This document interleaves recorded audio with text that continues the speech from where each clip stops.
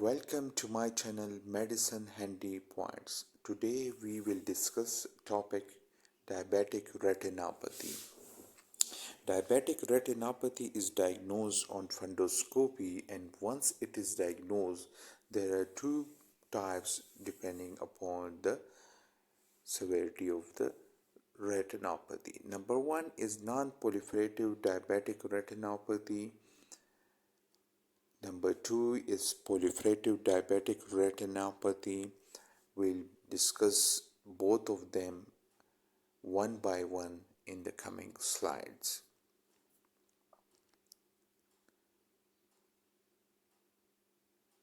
Now let's start with non-proliferative diabetic retinopathy.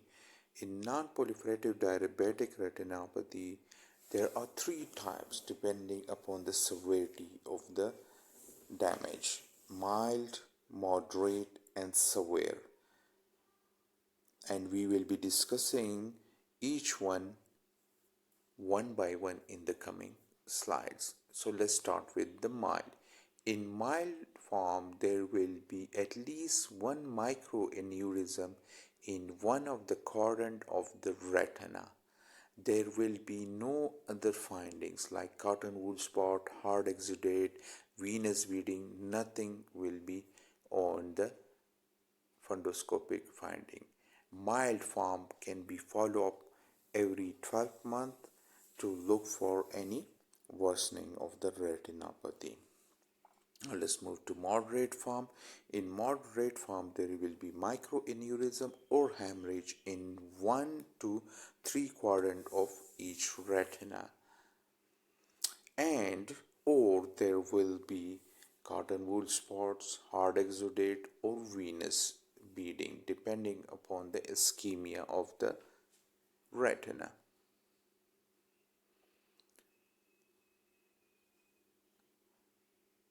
Moderate form should be follow up every 6 months to look for deterioration of the retinopathy.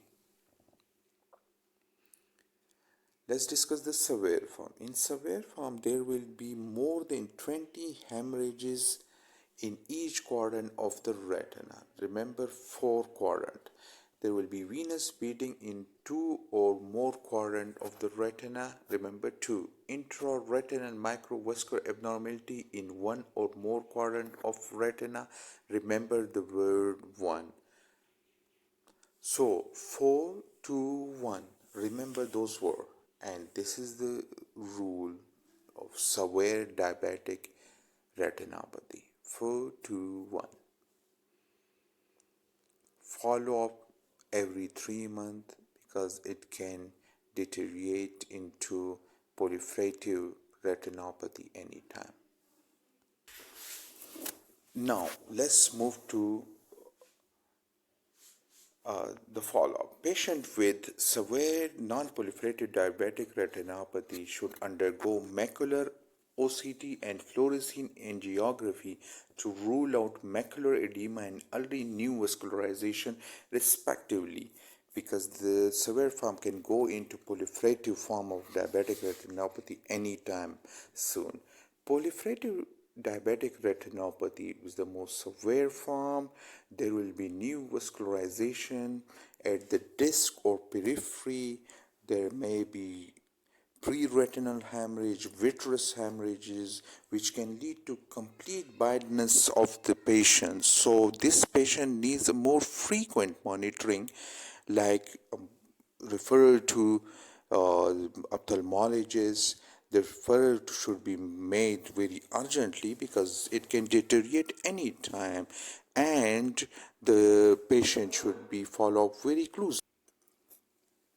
So urgent referral is needed and follow up every 1 month. Now, peripheral neovascularization can be treated with pan-retinal photocoagulation, and the patient should also be given anti-vascular endothelial growth factor to suppress the growth of the new vessels into the retina.